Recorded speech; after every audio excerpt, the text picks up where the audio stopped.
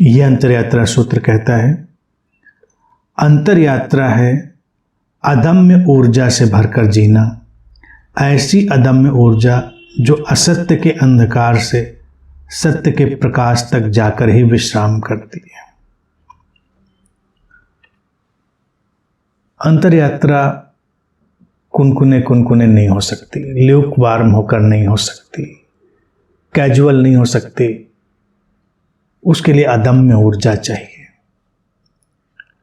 अंधकार से गुजरकर सत्य तक जाने की तैयारी चाहिए, अंधेरी घाटियों से गुजरकर सत्य के आलोकित शिखरों तक जाने की एक संकल्प शक्ति चाहिए।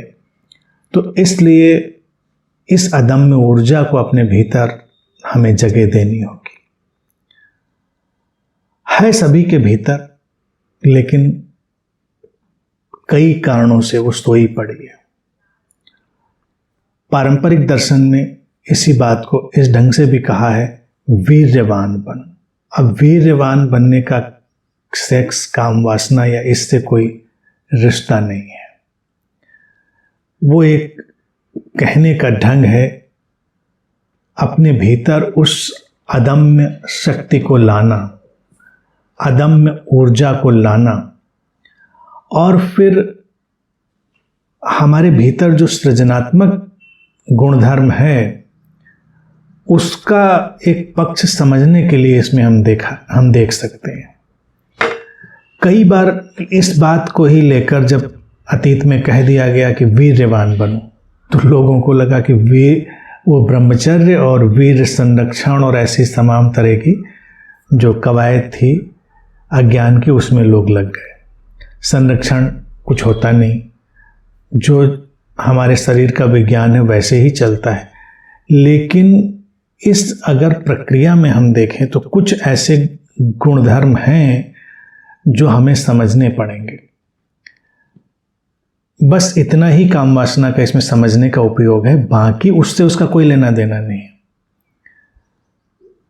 एक संतान जन्म लेती है, यानी कि अगर गर्भ धारण होने की प्रक्रिया घटनी है तो मनुष्य का जो वीर्य है, उसके जो स्पर्म है, शुक्राणु है, जब वो स्त्री शरीर में आते हैं तो उनके अंदर एक अदम्य लालसा होती है अपने गंतव्य तक पहुंचने की। हम जीव विज्ञान से आज जानते हैं, वो पूरा संघर्ष करते हैं और जो एग है, जो स्त्री का अंडाणु है, एग है, वहाँ तक जाने के लिए हर स्पर्म, करोड़ों स्पर्म एक बार शरीर में आते हैं और करोड़ों के बीच एक प्रतिस्पर्धा है, एक दौड़ है, आगे जाने की एक तैयारी है। और कितनी छोटी कोशिकाएं हम समझते ही हैं, लेकिन वो छोटी सी कोशिका पूरी शक्ति से अंत तक पहुंचकर ही मानती है। कितने बीच में धराशायी हो जाते हैं, कितने बीच में खत्म हो जाते हैं, मर जाते हैं। तो इस केवल उदाहरण से, प्रतीकात्मक उदाहरण से ही इस बात को कहने की कोशिश करी गई है कि वो जो एक कोशिका में समाई हुई अदम्य ऊर्जा है कि हमको जीवन का निर्माण करने के लिए वहाँ तक पहुँचना ही है, वहाँ जाना ही है। अब जब स्त्री शरीर में प्रवेश करते हैं वो स्पर्म, तो ये भी बात ध्यान रखें, वो एक एसिडिक स्ट्रक्चर होता है शरीर के उस हिस्से का, और उस एसिडिक यानी कि उस एसिड वाली जगह से गुजरना, ख़त्म होते रहना, फिर भी आगे बढ़ते रहना, अपने को बचा कर आगे निकल जाना, अपनी सुरक्षा, अपनी तीव्रता, उस सबको बनाना, ये सब प्रतीक है। तो इस दृष्टि से वीर्यवान शब्द का अपना उपयोग हम कर सकते हैं, यानी कि हम कम से कम उस स्पर्म की तरह तो हों जो अंत तक जाकर मानेगा, परिस्थिति कैसी भी हो, कितनी भी कठिनाई हो। और इसके लिए मनुष्य को अपने भीतर क्या लाना पड़ेगा? संकल्प, गहरा संकल्प जब उसके भीतर जागेगा तो उस संकल्प से ही यात्रा होगी। निर्वाण के 9 सोपान पर जब मैंने बात की थी तो ये सारी बातें बहुत विस्तार से मैंने उसमें समझाई थी कि पहले तो प्रामाणिक प्यास आए अंतर यात्रा के लिए, फिर गहरी आशा आए कि हाँ हो सकता है, रूपांतरण हो सकता है, वो निर्वाण संभव है, वो उच्चतर स्थिति संभव है, लेकिन केवल आशा से ही बात तो बनेगी नहीं, तब चाहिए संकल्प। और जब ये सब मिल जाएगा, प्यास, आशा, संकल्प, तो हमारे भीतर वो ऊर्जा जागेगी, वो अदम्य शक्ति जागेगी जिसको दमित नहीं किया जा सकेगा। तो अगर पारंपरिक अर्थ इसको दिया जाए, वीर्यवान होने का अर्थ है प्यास, आशा और संकल्प से भर जाना। इसका हमारे बायोलॉजी से, जैविकता से कोई लेना देना नहीं। ये हमारे आंतरिक धरातल की घटना है।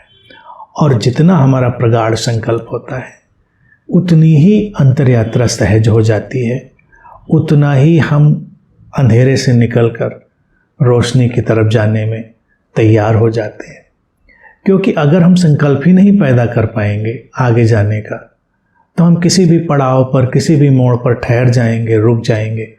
और कभी कभी तो ऐसा होगा कि बिल्कुल 4 कदम के बाद ही कुछ घटने वाला होगा, रूपांतरण आने वाला होगा, लेकिन हम 4 कदम पहले ही थक कर बैठ जाएंगे।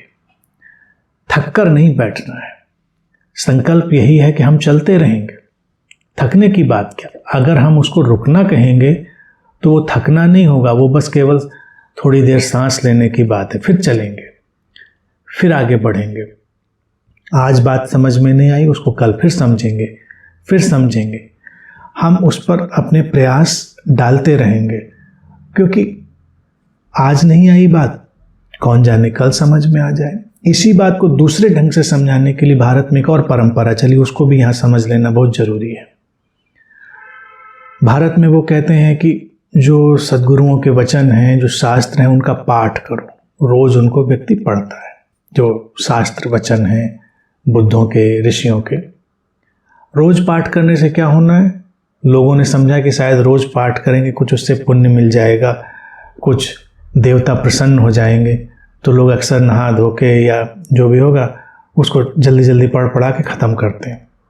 इसलिए नहीं पाठ कहा गया था, वो अदम्य शक्ति के लिए कि हम रुक नहीं रहे। जब तक बात समझ में ना आए, हमको रोज उस पर मनन करना है। हमने फिर वही पन्ना खोला, फिर हमने उसको पढ़ा। कल समझ में नहीं आया था तो हमने आज उस पर फिर ध्यान दिया उस पर। और जिस दिन हमारी समझ में आ जाएगा, फिर कौन फिक्र करता है उसको पढ़ने की? फिर तो पाठ की ज़रूरत नहीं, फिर पूरी हो गई, बात खत्म हो गई। तो ये निरंतरता बनाए रखना। ऐसे लोग होते हैं, एक बात करी भूल गए। जैसे प्रश्न पूछने की बात हो, मेरे पास भी लोग प्रश्न पूछने आते हैं, उनके प्रश्न में संकल्प का बल ही नहीं होता कि अपने प्रश्न में ठहरे भी रख सके। अगर उनका 10 मिनट उत्तर ना दो तो वो प्रश्न भूल जाते हैं, दूसरा प्रश्न पैदा हो जाता है। दूसरा अभी हैंडल नहीं किया गया हो, दूसरे का उत्तर न दिया गया हो, तीसरा पैदा हो जाता है। तो ऐसे कौन से कचरे से, अधमरे से प्रश्न हैं जो जिंदा ही नहीं रहते? प्रश्न तो ऐसा होना चाहिए जो आग जैसा भीतर जल गया है, समाधान नहीं मिलेगा जब तक, तब तक व्यक्ति को चैन नहीं होगा, ठहरेगा नहीं व्यक्ति। तो जब हम जिज्ञासाएं भी रखते हैं अंतरयात्रा में, तो जिज्ञासाएं इतनी प्रबल हों, इतनी अदम्य हों कि उनका समाधान हम लेने के लिए चलें, आगे बढ़ें। साधना इसी ऊर्जा को, इसी अदम्य शक्ति को अपने भीतर जागृत करने का नाम है। तो इतना हमेशा ध्यान रखना है।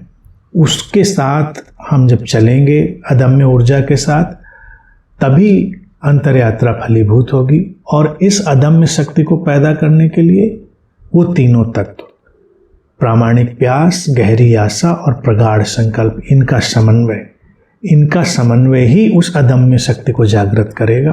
तब हम अज्ञान के अंधेरी घाटियों से गुजरेंगे और ज्ञान के आलोकित शिखरों तक पहुँचेंगे। उसके पहले हमें रुकना भी नहीं है। ये अपने अंदर जब हम बनाकर चलते हैं तो निश्चित ही जीवन में समाधान भी आता है, समाधि भी आती है, बोध भी आता है।